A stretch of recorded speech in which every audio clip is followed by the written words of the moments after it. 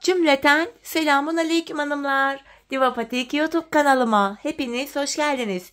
Bugün birlikte iki renkli çok güzel, çok kolay bir 5 şiş patik yapacağız. Ben patiğimde böyle koyu mavi ve krem olmak üzere 2 tane normal patiklik ip kullandım. Şişlerim 3 numara. Modelimiz de şöyle. Çok güzel, çok kolay, çok şık bir patik oldu hanımlar. Model bu şekilde. Tabanımız, topuğumuz. Hanımlar, ben bu modeli Instagram'dan arkadaşım Patik Perisi'nden aldım. Kendisine de model için çok teşekkür ediyorum. Instagram'a girerek Patik Perisi yazarak arkadaşımızın sayfasına bakabilirsiniz. Çok güzel, çok farklı tasarımları var. Bu patik benim elimin ölçülerine göre 37, 38 ve 39 numara ayaklar için uyumlu oldu. Hemen patiğimi kenara bırakıyorum. Birlikte başlayalım. Patiğimizi hanımlar her zaman olduğu gibi burun kısmından başlayacağım. Şöyle 12 ilmek atarak 1, 2, 3, 4, 5, 6, 7, 8, 9, şu 10. ilmeğim, 11 ve 12. 12 ilmek attım, geri dönüyorum. Hanımlar, geri döndük. İlk ilmeğimi örmeden alıyorum. İlk sırada ilmeklerimi ters olarak örüyorum. İlk sırada ilmekler ters örülüyor. Bu şekilde. Sonuncu ilmeğimi de ters ördüm. Şimdi geri döndüm, ön yüzdeyim. Artık düz örgü uygulaması yapacağız. 5'ye geçeceğiz. Kenar ilmeğimi aldım. İlmeklerimi düz örüyorum. İkinci ilmeğim 3, 4, 5 ve 6. Kalan 6 ilmeğimi de ikinci şişim ile öreceğim. 2, 3, 4, 5, 6. Şimdi hiç geri dönmeden ilk başladığımız yerlerden ilmekler çıkaracağız. İlk ilmeğimi hemen şu kenara bakın. İlmeğin iki kanadına birden girerek çıkartıyorum. Devamında ilmek çıkartabilmek için de tığımdan yardım alacağım hanımlar. Başlangıç yerlerine ilmeğin iki kanadına birden giriyorum. İlmek çıkartıp şişime takıyorum. Bakın burada 2 ilmeğim oldu. 3. ilmeğim, 4. ilmeğim, 5. ve bir ilmek daha çıkarttım, 6. ilmeğim. Şimdi bir 6 ilmek daha çıkaracağım. Onu da 4. şişime takacağım. Şu 1. ilmeğim, 2, 3,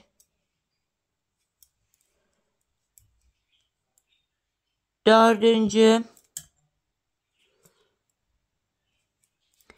5 ve bir ilmek de şu kenardan çıkartıyorum. 6. 4 şişimde de 6'şar ilmeğim oldu. 5. şişimi aldım hanımlar. Bu aşamada bir sıra ilmeklerimizi düz öreceğiz. 5 şiş patik burnunda bir sıra dediğimiz olay şudur. 4 şişimizdeki ilmeklerimizi de örüp tamamlayınca bir sıra örmüş oluyoruz. İkinci şişime geçtim. Buradaki 6 ilmeğimi de yine örüyorum. Boşalan şişimiz ile sıradaki şişteki ilmekleri örüyoruz. 5 şiş patik böyle dolana dolana örülüyor aynı yönde. Tekrar 3. şişime geldim. Buradaki ilmeklerimi de yine düz örüyorum. 4. şişime geldim. Sonuncu şişim. Buradakileri de örüyorum. Böylece bir sıra örmüş olduk hanımlar. Tekrar ilk şişimdeyim. Şimdi artırma zamanı. Artırma işlemini patik burnuna baktığımızda bakın şu sağ ve sol kenardan yapıyoruz. Şu orta kısımlardan artırma yapmıyoruz. İlk şişimdeyim. Kenarımız hemen başta. Bakın sağda. İlk 2 ilmeğimi örüyorum. 1, 2. Ardından ikinci ilmeğimin bir altındaki ilmeğin kenarına girdim. Buradan aldığım ilmeğimi düz örüyorum. Kalan 4 ilmeğim düz örülüyor. Burada 7 ilmeğimiz oldu. İkinci şişime geldim. Bakıyoruz kenarımız solda. Son 2 ilmeğim kalana kadar öreceğim. Son 2 ilmek. Sondan ikinci ilmeğimin altına girdim. Buradan aldığım ilmeğimi de düz örüyorum. Kalan 2 ilmeğim yine düz örülüyor. Burada da 7 ilmek oldu. 3. şişimdeyim. Baktığımızda kenar hemen başta. İlk 2 ilmeğimi örüyorum. Ardından 2. ilmeğimin altında şu ilmeğimin kenarına girdim. Buradan aldığımı da ördüm. Artırmamı yaptım. Kalan 4 ilmeğimi de örüyorum.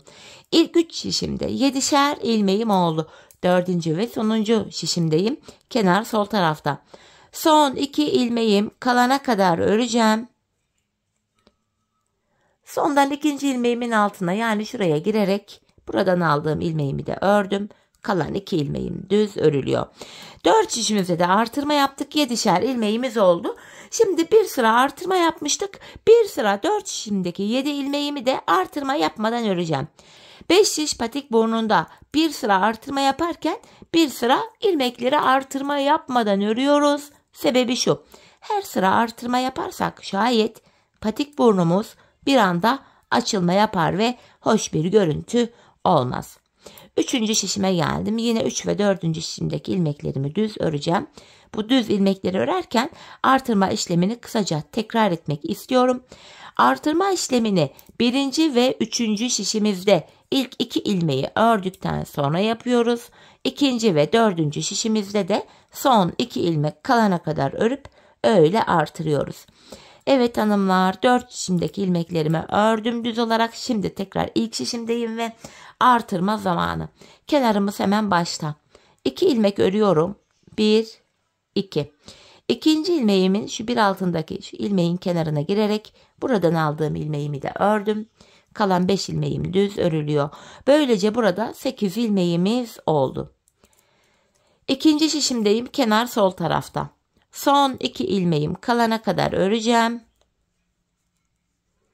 Sondan 2. ilmeğimin altına girerek buradan aldığım ilmeği de şöyle ördüm. Kalan 2 ilmeğimi de örüyorum. Burada da 8 ilmek oldu. 3. şişimdeyim. Kenar başta.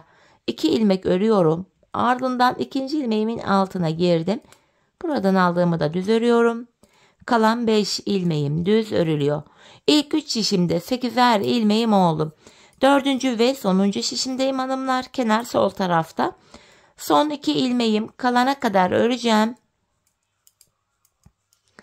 Sondan 2. ilmeğimin altına girdim ve buradan aldığım ilmeğimi de örüyorum.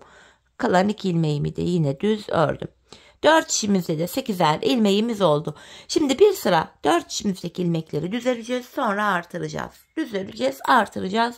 Patik burnunu böyle tamamlayacağız.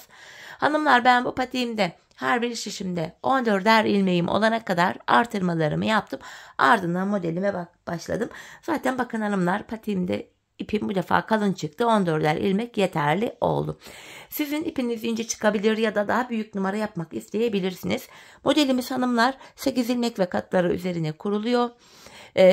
Sizler eğer ki daha büyük yapacağım diyorsanız her bir şişe 16'şar ilmek yapmanız gerekiyor. Böylece toplam 4 şişteki ilmek sayısı 64 olacak. Bu da 8'in 8 katı olduğu için yine modelimiz aynı şekil denk gelecektir. Büyük yapmak isteyenler için tüyomuz bu. Şimdi hep birlikte ölçülerimize göre artırmaları yapalım gelelim. Sonrasında buluşalım, modelimizi beraber kuralım. Evet hanımlar, ben her bir şişimde 14'er ilmeğim olana kadar artırmalarımı yaptım. Geldim, artırmadan sonra bir sıra düz örmedim. Hemen modele başlayacağız. Her şişe 16'şer ilmek yapanlar da modele benimle aynı sayıda başlayacaklar. Sadece şu modelden bir tane fazla olacak. Tek farkı bu.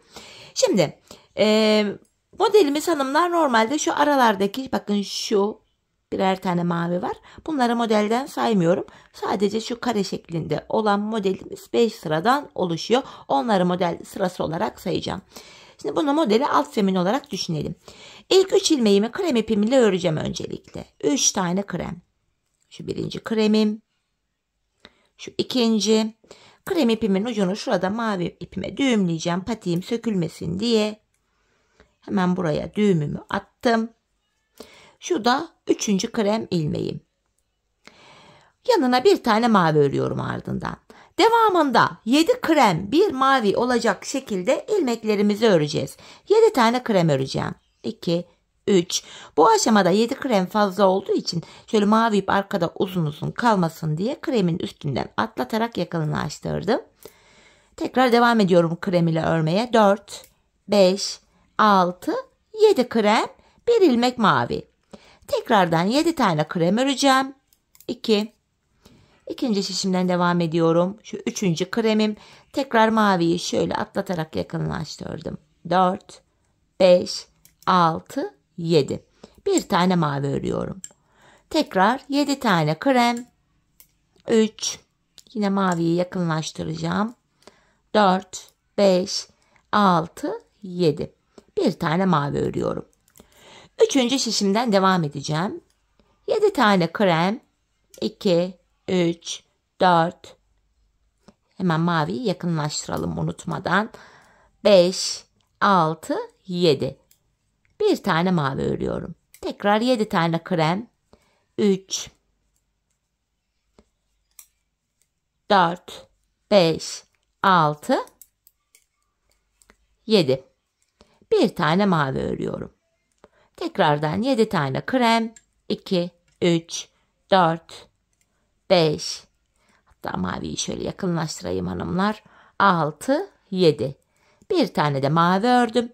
Kalan 4 ilmeğimi krem ile örüyorum.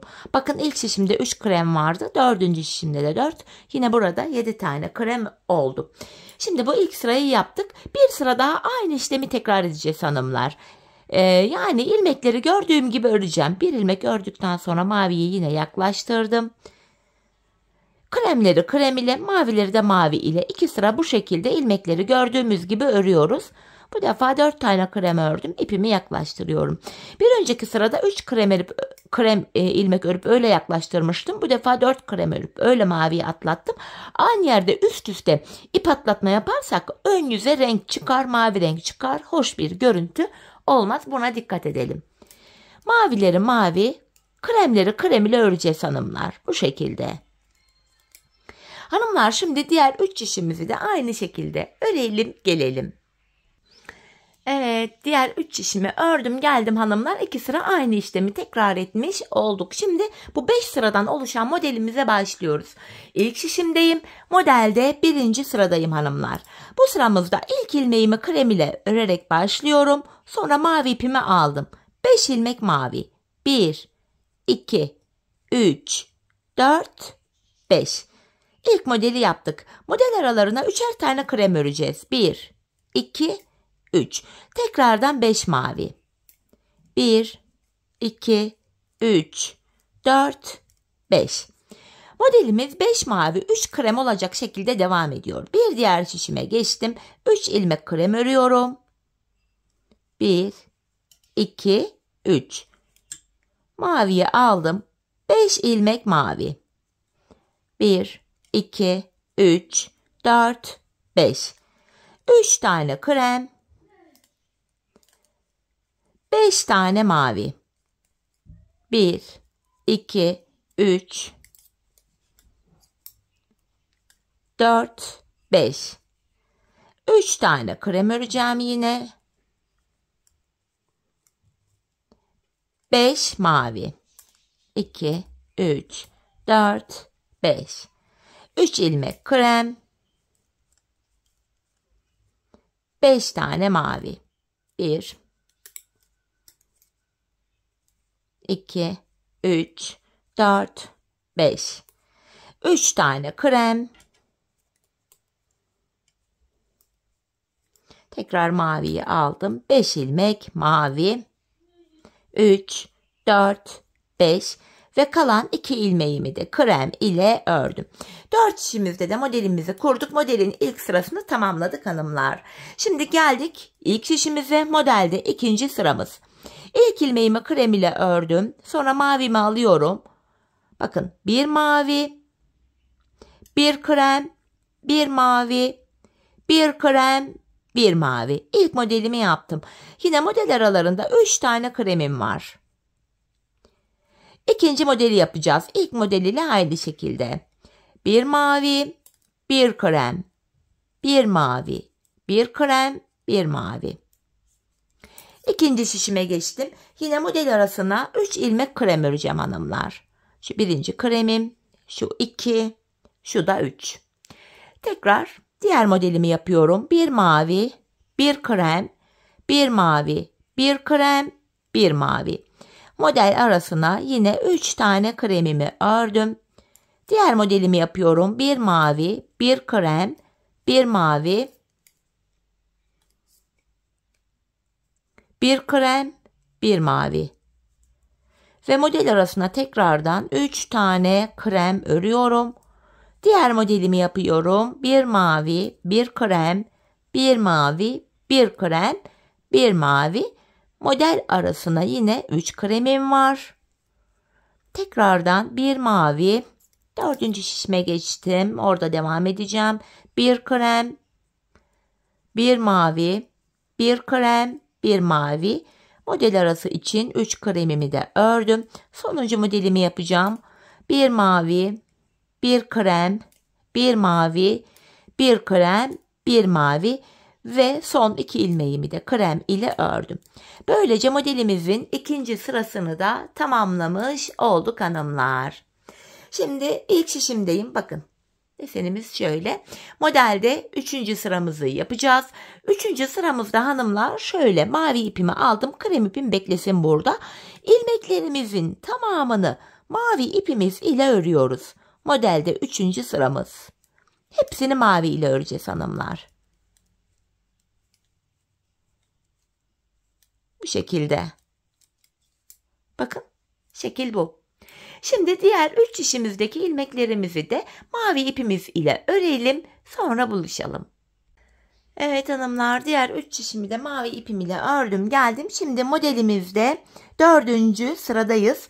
4. sıramızda ilk ilmeğimi krem ile ördüm. Sonrasında ilk modelimi yapacağım. Bir mavi, bir krem, bir mavi, bir krem, bir mavi. Bakın ilk modelimi yaptım. Tıpkı modelin 2. sırasındaki yaptığımız işlemin aynısını yapıyoruz. Model aralarında 3 tane kremim var. Geldik 2. modele. Bir mavi, bir krem, bir mavi, bir krem, bir mavi. 2. modeli de yaptık.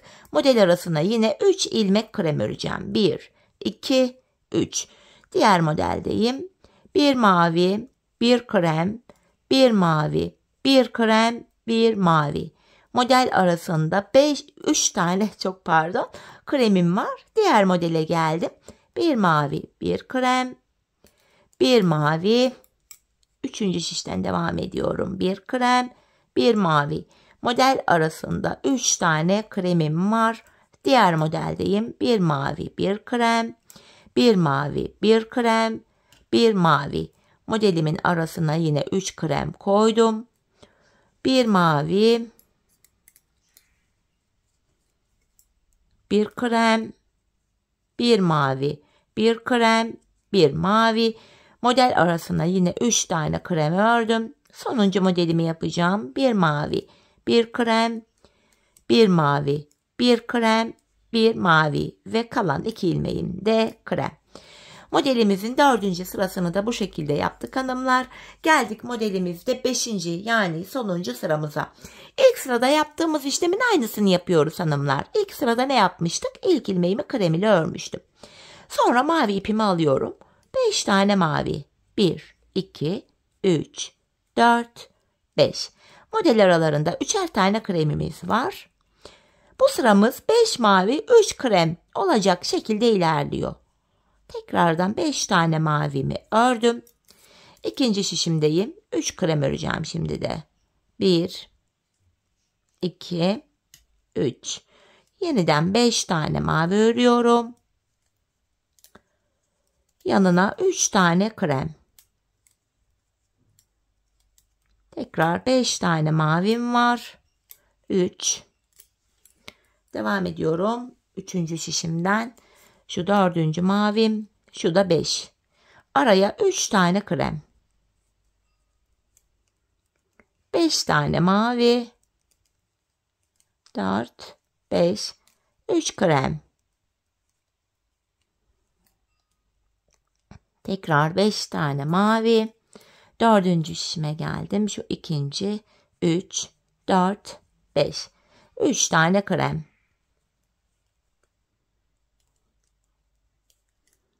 Ve Tekrar 5 ilmek mavimi ördüm.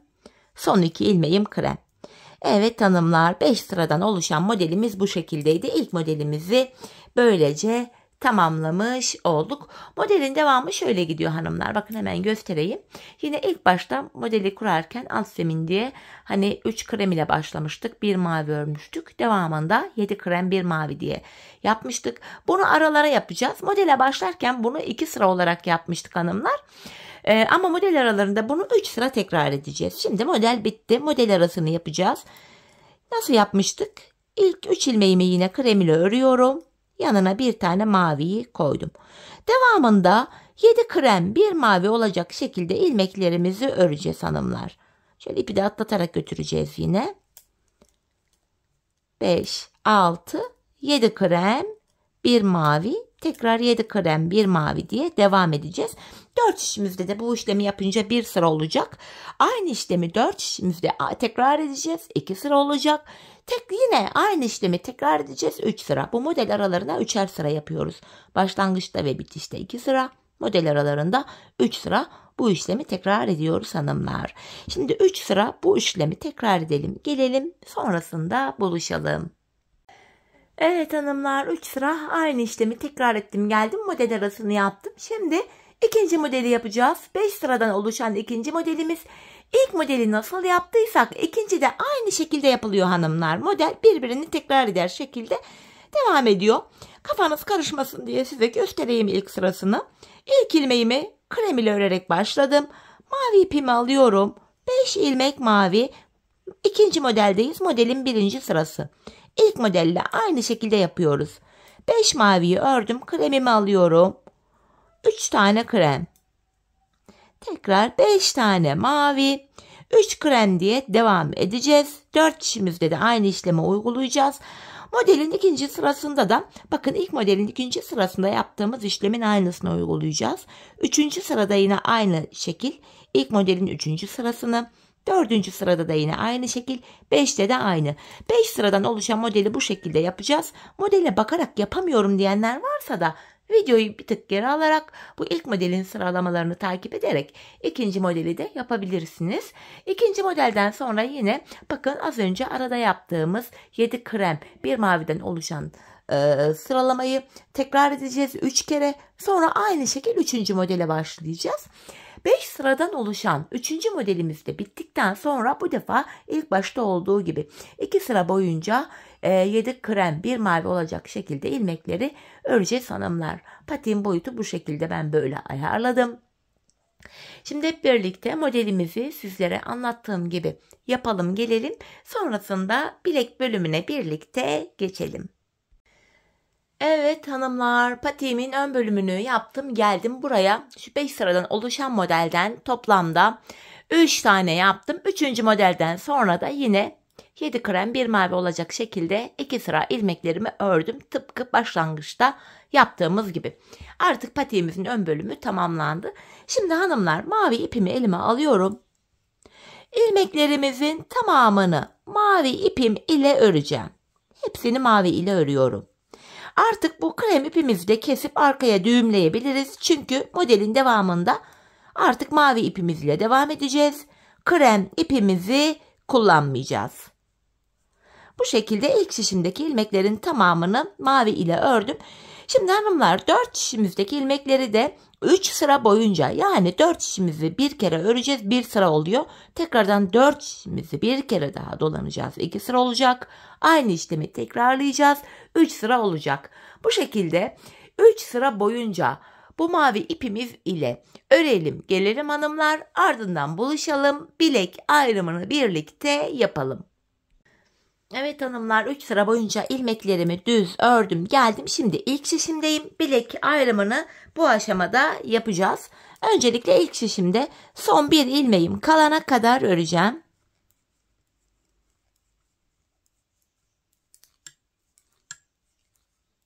...16 ilmek yaptıysanız her şey yine aynı şekilde son bir kalana kadar örüyorsunuz. İlk şişimdeki sonuncu ilmeğim ile ikinci şişimdeki ilk ilmeğimi aldım. İkisini yer değiştiriyorum. Yer değiştirdiğim ilk ilmeğimi ilk şişimle ördüm hanımlar. Şimdi bilek ayrımında ilmekleri yer değiştirerek ördük. Sebebi şu: bilek ayrımı yaptığımız yer daha sıkı ve sağlam oluyor. Ortada ayrık bir görüntü oluşmuyor. Patiğimizin arka bölümüne geçtik hanımlar. Bu arka bölümde kenarlara ben 8'er ilmek haroşa ördüm. Ben örgümüzün hem arka yüzünde düz örgü örerek haroşalarımı elde ediyorum. İkinci şişimdeyim. Bilek kenarındaki ilk 8 ilmeğimi haroşa düz öreceğim. 5, 6, 7, 8 ilmek haroşamı ördüm. Devamındaki ilmeklerimi de yine düz örmeye devam edeceğim. Çünkü ön yüzdeyim. Artık hanımlar patiğimizin arka bölümüne geçmiş bulunuyoruz. Bu arka bölümde ön yüzde düz örgü, arka yüzde de ters örgü uygulaması yapacağız. Bilek ayrımı yaptığımız yere kadar öreceğiz. Ardından geri döneceğiz. Geri döndüğümüzde arka yüzde olacağımız için ilmeklerimizi ters öreceğiz. Dikkat etmemiz gereken tek nokta şu: bilek kenarlarındaki 8'er ilmek haroşamızı haroşa olarak örmemiz gerekiyor. Başka da bir işlem yok patiğin arka bölümünde. Evet, tabanımızı ördüm. Bilek ayrımı yaptığım son şişime geldim. Buradaki ilmeklerimi de yine düz örüyorum. Bakın son 8 ilmeğim kaldı bilek kenarında. Bu haroşa, bunu yine düz öreceğim. Haroşayı her iki tarafta ters örenler ön yüzde ve arka yüzde ters olarak örecekler. Bilek ayrımına geldim, geri döneceğim. Yapacağımız işlem bu. Bilek ayrımına kadar örüyoruz, geri dönüyoruz. Şimdi kenar ilmeğimi aldıktan sonra kenar ilmeğim ile birlikte toplamda 8 adet ilmeğimi normal haroşa öreceğim. Bu şekilde. Kalan ilmeklerimi de bakın arka yüzdeyim, ters olarak örüyorum hanımlar. Yapacağımız işlem patiğimizin arka tarafında hepi topu bu kadar. Bilek ayrımına kadar öreceğiz, geri döneceğiz, öreceğiz, geri döneceğiz. Ön yüzdeysek eğer düz örgü, arka yüzdeysek de şu anda yaptığımız gibi ters örgü uygulaması yapacağız. Sadece bilek kenarlarındaki 8'er ilmek haroşamızı haroşa olarak öreceğiz. Bu şekilde şu an tabandaki ilmeklerimi örüyorum ters olarak.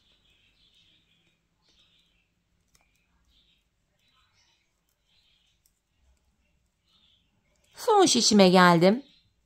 Burada da ilmekleri ters öreceğim. Sadece kenardaki son 8 haroşa ilmeğimi düz öreceğim. Bu şekilde. Bakın son 8 ilmeğime geldim hanımlar. Bunlar haroşa. Haroşalarımı düz olarak örüyorum. Tekrar bilek ayrımına geldik. Yine geri döneceğiz hanımlar. Bu şekilde devam edecek. Yine ön yüzdeyim. Kenar ilmeğimi aldıktan sonra bu kenar ilmeğim ile birlikte toplam 8 ilmek haroşamı yine düz örüyorum. Bir önceki sırada yaptığım işlemi yapacağım. Ön yüzde diğer ilmeklerimi de bilek ayrımına kadar düz öreceğim. Sonra geri döneceğim. Böyle devam edecek. Şöyle baktığımız anda şu kenarlarımızda birer diş haroşamız oluştu bile. Hanımlar, ben patiğimin şu arka bölümüne toplamda 15 sıra haroşa ördüm. Bu benim ölçülerime göre tam oldu. Bu aşamada sizler patiğinizi örerken ayağınıza ölçerek yapın hanımlar. Şu arka bölümünü şöyle ayağınıza giydikten sonra şu arka bölümü topuğunuzun kenarına gelene kadar örmeniz gerekiyor. Bu şekilde ölçü alarak yaparsanız patik ayağınıza tam olur. Şimdi hep birlikte ölçülerimize göre patiğimizin arkasını örelim gelelim. Sonrasında buluşalım, topuğumuzu keseceğiz. Evet hanımlar, patiğimin arka bölümünü ördüm geldim. Burada 15 sıra haroşam var. Şimdi topuk kesimini yapacağız. Bu bölümde hanımlar bilek ayrımından sonra şu bölüm genişlediği için ilmeklerimin hepsi tek şişte toplanacak duruma geldi. Ben de bu aşamada topuk kesiminde bana kolaylık sağlasın diye sol tarafa 24 ilmek ayırdım. Kalan ilmeklerimi sağ şişime taktım. Sizler her bir şişe 16'şar ilmek yaptıysanız şayet bu sol tarafa 28 ilmek ayırmanız gerekiyor. Topuk kesiminde ilmek sayısındaki fark bu. Şimdi topuğumuzu örmeye başlayacağız. Bu bölümde kenardaki 8 ilmek haroşamızı yine haroşa olarak öreceğiz. Model bütünlüğü sağlansın diye tek taraflı bir kesim olacak. 8 haroşamı ördüm. Ön yüzdeyim. İlmeklerimi düz olarak ve sayarak öreceğim. 8 haroşamı örmüştüm. 9, 10, 11, 12, 13, 14, 15, 16, 17, 18, 19, 20, 21, 22, 23 ilmek ördüm. 24. ilmekte öndeki ikisini keserek örüyorum. İlk kesimimi yaptım. Zaten bu sol tarafa da 24 ayırmıştık. Burada da 24. ilmekte kesimi yaptım. Sol tarafa 28 ilmek ayırdıysanız burada 27 ilmek öreceksiniz. 28. ilmekte kesim yapacaksınız hanımlar. Topuğumuz için ortaya bakıyorum. Burada da 7 ilmeğim kaldı. Bu 7 ilmek her seferinde birer birer kesilecek, eksilecek, bitecek ve böylece topuğumuz oluşacak. Şimdi yapacağımız işlem şu. Kesimden sonra geri dönüyorum. Arka yüzdeyim hanımlar. İlk ilmeğimi aldım. Devamındaki ilmeklerimi de arka yüzdeyim ters olarak örüyorum. Son 8 ilmek kalana kadar ters öreceğim. Son 8 haroşa ilmeğimi düz öreceğim. Bakın son 8 ilmeğime geldim. Haroşalarımı düz olarak örüyorum. Evet, tekrar geri döndük. Ön yüzdeyiz. Bir önceki sırada yaptığım işlemin aynısını yapacağım. Yani ilk 23 ilmeğimi öreceğim. 24'te kesimimi yapacağım. Sol tarafa 28 ayıranlar da 27 ilmek örecekler. 28. ilmekte kesimi yapacaklar. 8 haroşamı ördüm. 9, 10, 11, 12, 13, 14, 15, 16, 17, 18, 19, 20, 21, 22, 23. 24. ilmekte yine kesimimi yaptım. Bir önceki sırada burada 7 ilmek vardı. Şimdi baktığımızda 6 ilmek kaldı. Kesimi yaptık. Geri döneceğiz. Arka yüzde ilmekleri öreceğiz. Ön yüzde tekrar 23 örüp 24'te kesim yapacağız. Biz bu kesme işlemine aradaki 6 ilmek bitene kadar devam edeceğiz. Şimdi hep birlikte bu 6 ilmeğimizi keselim, gelelim. Sonrasında buluşalım. Evet hanımlar, aradaki ilmekler bitene kadar topuğumu ördüm geldim. Sol tarafa 24 ilmek ayırmıştık ilk başta. Kesimlerden sonra sağ tarafta da 24 kaldı. Sol tarafa 28 ayıranların da kesimlerden sonra sağ şişlerinde 28 ilmekleri kalacak. Yani her iki şişteki ilmek sayısı da birbirine eşit olacak. Bu aşamada patiğimin düz tarafı içeride, ters tarafı da dışarıda olacak şekilde şöyle ikiye katladım. Ben tığ ile kesim yapabildiğim için tığımı aldım hanımlar. İlk kesimim şöyle. Benden taraftaki şişten bir ilmek, ikinciden de bir ilmek aldım. İkisini topluyorum. Diğer kesimlerimde şöyle yapacağım. Benden taraftaki şişten bir ilmek, ikinciden de bir ilmek aldım. İkinci ilmeği ilkinin içinden geçirdim. Tığımdaki ilmekleri topluyorum. Benden taraftaki şişten bir ilmek, ikinciden de bir ilmek aldım. İkinci ilmeği ilkinin içinden geçirdim. Tığımdaki ilmekleri topluyorum. Karşılıklı olarak şişlerimizden birer tane ilmek alıyoruz ve ikinci şişten aldığımız ilmeği ilk şişten aldığımız ilmeğin içinden geçiriyoruz. Tığımızdaki ilmeklerimizi topluyoruz. Her iki patiğimizin topuğu da aynı yöne, aynı şekilde kesilecek hanımlar. Diğer patiğin diğer içinde aynı şekil kesmiştim. Bunu da aynı şekil yapıyorum. Bu şekilde. Kalan ilmeklerimizi de aynı şekil keselim, ardından buluşalım. Evet hanımlar, ilmeklerimi kestim geldim. Şişlerimde son birer ilmeğim kaldı. Bu aşamada önce benden taraftaki, sonra da diğer şişimdeki ilmeğimi tığıma aldım. Tığımda 3 ilmeğim var şu an. Üçünü birden topluyorum. Buraya 2 tane de sıkı bir zincir çektim. İpimi kestim. Patiğimizin topuğunu tamamladık. Hemen bu ipimizi şu arka ilmek aralarına girerek güzelce gizleyeceğim. Sonrasında patiğimize bakalım. Şöyle düğümleyerek arkaya. Ayağa giydikten sonra bu ipler dışarı çıkmasın hanımlar. Çirkin bir görüntü olur. Buna dikkat edelim. Bakın topuğumuz şöyle ayağa giyince böyle duruyor. Gizli kesip çok temiz güzel bir duruşu var. Evet, patiğimiz görüntü itibariyle böyle. Gördüğünüz gibi. Hemen manken ayağıma da giydireyim dilerseniz. Bir de ayaktaki duruşuna bakalım. Çok güzel, çok kolay, hoş bir model oldu hanımlar. Çok şık, farklı bir de görüntüsü var. Çiçekli modelden, böcekli modelden sıkıldık diyen hanımların da tercih edebileceği bir model oldu. Umarım sizler de benimle birlikte beğenerek, severek yaparsınız. Evet, patiğimizin mankendeki duruşu da bu şekilde gördüğünüz gibi. Şöyle 5 şiş patik rahatlığı diye de bir gerçek var. Gerçekten kullanımı rahat, kullanışlı, güzel bir model oldu. Böyle. Topuğumuz. Evet hanımlar, yine birlikte güzel bir modelin daha sonuna geldik. Umarım sizlere faydalı, hoş bir video olmuştur. Yeni modellerde, yeni videolarda buluşmak dileğiyle. Şimdilik hoşça kalın, sağlıcakla kalın.